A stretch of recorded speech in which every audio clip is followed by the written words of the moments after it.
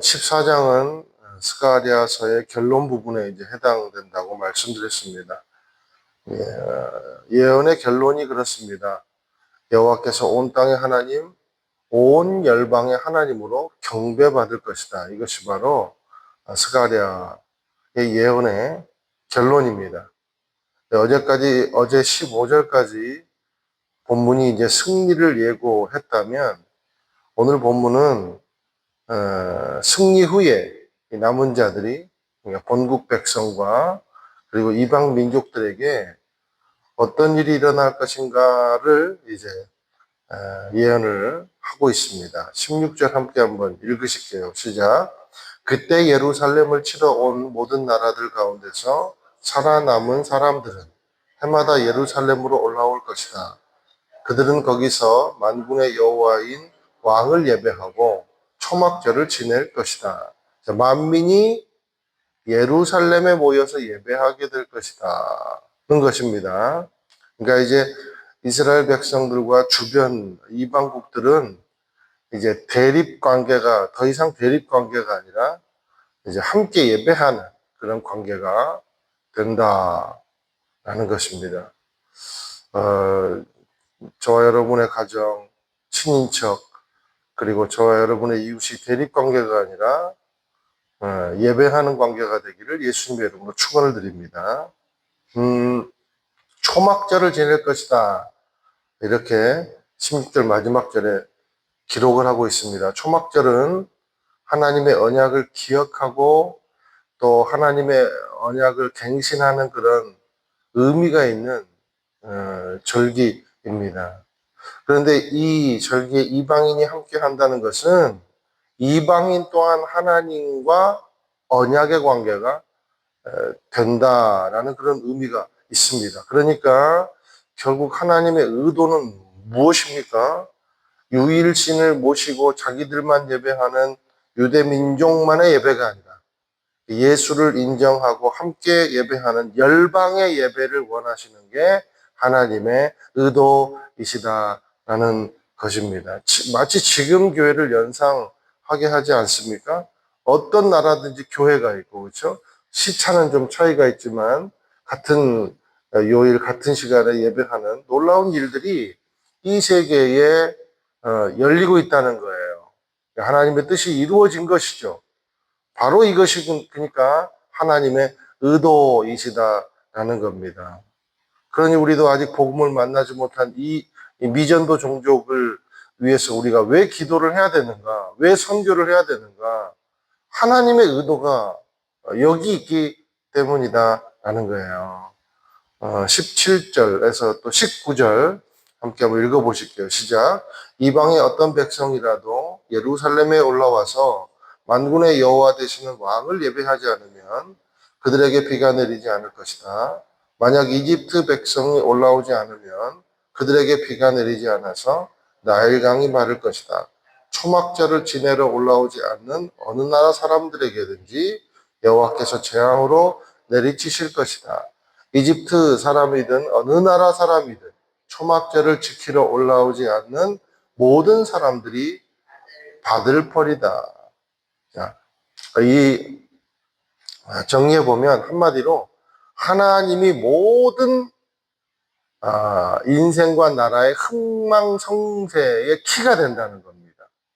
그러니까 흥망성쇠의 키는 다른 어떤 것으로도 대체될 수가 없고 오직 하나님으로부터만 이루어진다라는 것을 말하고 있는 거예요. 그런데 이제 중요한 게 나옵니다. 자, 그러면 하나님의 축복을 누리는 흥하고 성하는 키가 뭔가 이거예요. 여기 17절에 보니까 여호와 되시는 왕을 예배하지 않으면 그랬습니다.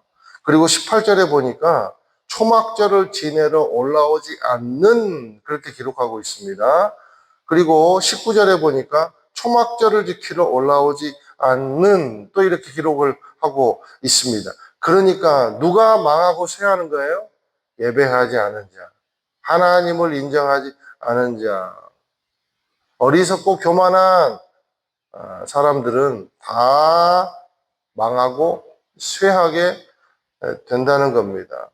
언약 백성으로 돌아오는 길을 예수님으로 인해 활짝 열어놨는데도 불구하고 인정하지 않는 사람, 돌이키지 않는 사람은 다 망하고 쇠하게 된다라는 겁니다. 그 나라가 강한 이집트이건 약소한 나라가 됐건 강한 사람이건 부한 사람이건 돈이 많은 사람이건 못 배운 사람이건 많이 배운 사람이건 전혀 상관없이 하나님을 인정하는 것에서 무지해지면 멸망의 대상이 된다라는 겁니다. 그러므로 제가 우리 교회에서 늘 강조하는 게 이 말씀 그대로잖아. 예배하고 기도하는 것이 얼마나 중요한 것인가 우리 인생에서.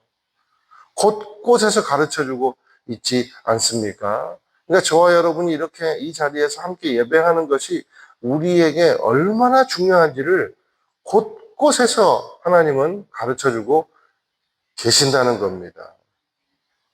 그러니까 하나님을 붙잡고 하나님을 소망하며 하나님을 인정하는 자들은 결국에는 승리합니다. 그리고 승리할 뿐만 아니라 영원한 생명을 얻고 구원번 얻은 백성으로 하나님 나라를 살 수 있다라는 것이죠. 저와 여러분이 예수님의 은혜로 구원받아 언약 백성이 되었다는 사실을 감사하게 되시기를 축원드립니다. 그리고 우리가 정말 예배하는 이것, 우리가 예배의 처소에서 주님 앞에 예배하는 이것 자체가 얼마나 하나님의 축복을 누리고 있는지를 여러분들이 기억하게 되시기를 주님의 이름으로 축원드립니다. 또 20절, 21절 함께 한번 읽어보실게요. 시작. 그날이 오면 말의 목에 달린 방울에까지 여호와께서 거룩히 드려진 것이라는 글이 새겨질 것이고 여호와의 성전에 있는 솥들이 제단 앞에 대접같이 거룩하게 될 것이다. 예루살렘과 유다에 있는 모든 솥이 만군의 여호와께 거룩하게 바쳐진 것이 돼 제사드리러 온 사람들이 모두 이 솥을 가져다가 이 솥에 제물로 드릴 고기를 삶을 것이다. 그리고 그날이 오면 만군의 여호와의 성전에 다시는 가나안 사람이 없을 것이다. 그러니까 이 말 한마디로 하나님의 백성으로 구성된 공동체 안에는 뭐가 있냐면 거룩이 임할 것이다 라는 겁니다. 근데 말씀해 보니까 심지어 목에 달린 방울까지 거룩해지고 그리고 유다에 있는 모든 솥이 거룩해지고 더 중요한 것은 여호와의 성전에 다시는 가나안 사람이 없을 거래요. 그러니까 이 말은 가나안 출신은 한 명도 없을 것이다. 이 말이 아니라 악이 사라질 것이다 라는 겁니다. 왜냐하면 가나안은 우상의 상징이고 악의 상징이기 때문인 것이죠. 요즘 말로 하면 우리 공동체 안에 복사지까지 거룩하게 될 것이고 옷 누리신 분도 거룩하게 될 것이고 스피커도 거룩하게 될 것이고 겨울에 트는 히터 또한 거룩하게 될 것이다. 뭐 그런 의미입니다. 그리고 마귀의 권세가 압력하지 못하는 거룩한 공동체가 될 것이다 라는 겁니다. 그러니까 우리 공동체 안에 마귀가 더 이상 우리를 공격하지 못하는 거룩한 공동체가 된다는 거예요. 우리가 예배할 때. 할렐루야. 또 그런데 이 일은 누가 하시는가? 누가 하시는가? 계시록 22장 1절에서 2절 보니까 또 그가 수정같이 맑은 생명수의 강을 내게 보이리니 하나님과 및 어린 양의 보좌로부터 나와서 길 가운데로 흐르더라. 강 좌우에 생명나무가 있어 12가지 열매를 맺되 달마다 그 열매를 맺고 그 나무 잎사귀들은 만국을 치료하기 위해 있더라. 예수님께서 하신다는 겁니다. 예수님께서 말씀하셨잖아요. 누구든지 내게로 와서 마셔라. 내가 내 배에서 생수의 강이 흘러넘치게 할 것이다. 누가 회복의 주체입니까? 네. 누가 치유의 키가 됩니까? 누가 만국을 치유하는 키가 됩니까? 예수님이시다는 겁니다. 예수님이 도래하시고 예수님이 통치하시고 예수님이 재림하실 때 이 모든 일이 이루어지더라라는 겁니다. 그러므로 우리가 가져야 될 믿음이 있습니다. 그것은 뭐냐면 예수님만이 나를 깨끗게 하신다는 거예요. 그분의 보혈을 의지해서 거룩해지는 길을 나는 인정합니다는 믿음으로 예배 가운데 나아가는 것입니다. 자, 마지막 날 모든 것이 거룩해집니다. 그런데 그 날에만 거룩해지는 게 아니라는 거예요. 지금 바로 여기에 나에게 적용될 수 있다는 겁니다. 우리 가정에 적용되고 우리 교회 공동체에 적용이 되더라라는 겁니다. 우리의 삶의 모든 영역이 하나님 보실 때 오늘도 거룩해지고 영광 받으실 수 있도록 처소답게 세워져 가는 삶이 되기를 예수님의 이름으로 축원을 드립니다. 그래서 흥하고 성하는 귀한 축복이 저와 여러분의 삶에 실제가 되는 은혜의 사람이 되기를 주님의 이름으로 축원드립니다.